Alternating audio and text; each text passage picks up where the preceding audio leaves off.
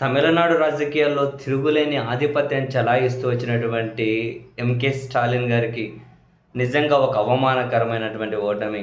ఆయన పార్టీ అధికారానికి దూరం అవ్వడం కాదు, చివరికి తాను కూడా కొలత్తూరు అసెంబ్లీ నియోజకవర్గం నుంచి ఓడిపోవడం.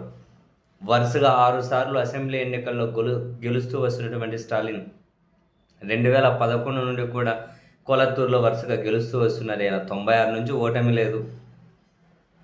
కానీ ఈసారి ముఖ్యమంత్రిగా ఉండి కూడా టీవీకే విజయ్ పార్టీ అభ్యర్థి బాబు చేతిలో దాదాపు 4,000 ఓట్ల తేడాతో ఓడిపోవడం నిజంగానే తమిళ రాజకీయాలను కూడా తమిళ రాజకీయాలనే కాకుండా దేశ రాజకీయాలు కూడా ఉలిక్కి పడేలా చేసింది. అయితే ఫలితాలు ముగింపు దశకు వచ్చేసరికి చాలా మార్పు కనిపిస్తూ ఉంది. 2వ స్థానంలో ఉంటూ కనిపించిన అన్నాడీఎంకే 3వ స్థానానికి పడిపోయింది.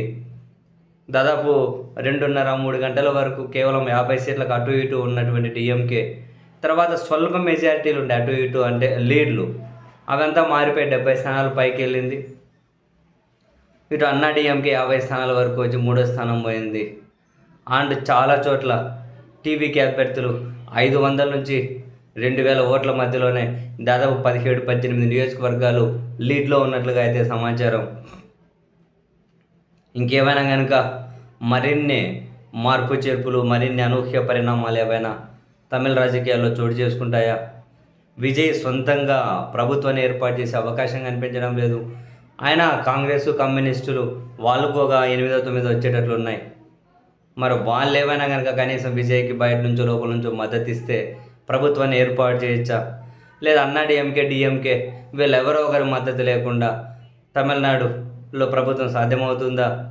అసలు ఫైనల్గా ఎలాంటి రిజల్ట్ రాబోతుంది అనేది ఆసక్తికరం. అటు స్టాలిన్, ఇటు విజయ్ ఇద్దరు కూడా వాళ్ళ అభ్యర్థులకు క్లియర్ కట్స్ ఆదేశాలు ఇచ్చారు, చివరి ఓటు లెక్కించేంత వరకు కూడా బయటకు రాకండి అని. సో చాలా చోట్ల ఓవరాల్గా 18 చోట్ల గెలిచింది టీవీకి, ఇంకా 90 చోట్ల లీడ్ చేస్తూ ఉంది.